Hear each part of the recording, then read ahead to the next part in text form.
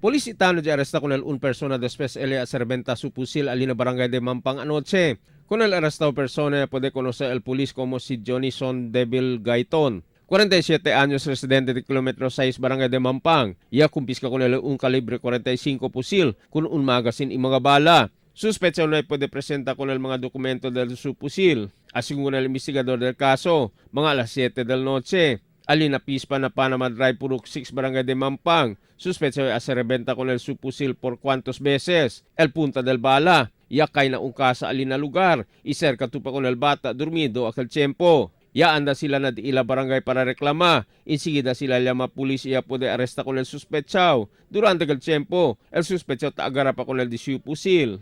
Na estasyon del pulis, sospechado no quiere dale su komento. Ay mangkwento lang daw Elis Italia di su abogao.